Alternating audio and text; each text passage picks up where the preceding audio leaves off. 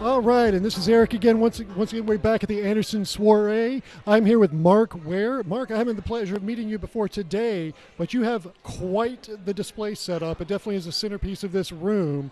So tell me a little bit about the build that you brought today. Basically, it's the trench front from the Death Star, Episode 4 of Star Wars. I got 32 plates going up and back with Darth Vader's ship, a couple TIE fighters, Luke's ship, and that's really the focus of it.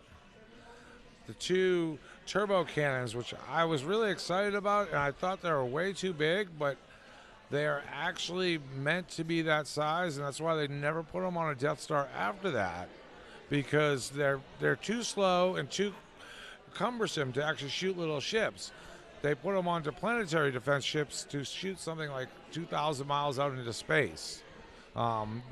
The learning process in this was, I learned so much more than I really needed to know about Star Wars and Star Wars ships on trying to build this. Yeah, you fall deep down into that rabbit hole. So kind of on that note, how long have you been working on this? I mean, it's quite the build. A few weeks after last year's soiree is when I started. I figure I got 400 to 500 hours total into it. That's impressive. Yeah, I look at this, and the first thing that pops in my mind is the much smaller scale diorama, but this is just on steroids in comparison. This is absolutely incredible. So what inspires you to build? I mean, are you a lifelong Star Wars fan? What inspires you? This was just, I wanted to practice or work on the techniques of just repeating patterns.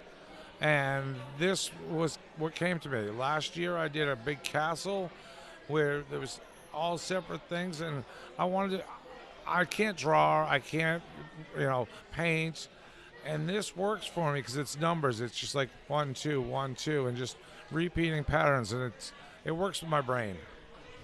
That's wonderful. That's one of the things that I love, is all of us in this community have different things that inspire us and ways we build. You challenge yourself with repetition on this, which is an incredible thing. So what are you working on next? Are we looking to expand? Are you going full-scale Death Star?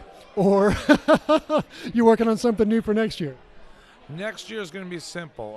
Last year's build was that big castle, which I only have room at my restaurant for one single big build.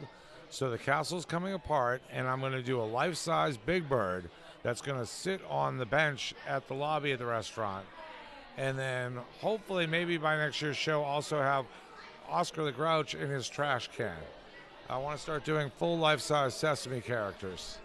That is incredibly exciting to hear. I grew up a Sesame Street kid, and just doing life-size statues like that, you see them at stores, you see them at major events, but so somebody in our community building that's going to be exciting to see.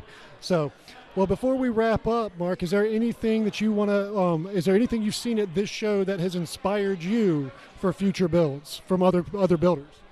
I've probably filled up my camera with pictures of other people's techniques, just tree building, wall building. Like, that has been the best part about today. Is like, I'm going up to people's builds. I'm like, click, click, click, click. I'm like, ooh, that's how you do that. Ooh, oh my, I haven't figured that out. So, just seeing how other people have come up with techniques is the best part about this show for me. I love to see the models, but it gives me so many more ideas and just ways to do things. They say, you learn something new every day, but at a LEGO convention, you learn a lot of new things every day. Well, is there anything you want to share with your fellow SC Bricks member before we call it a day? Just thank you for having me. Me and my boys, we had a great time.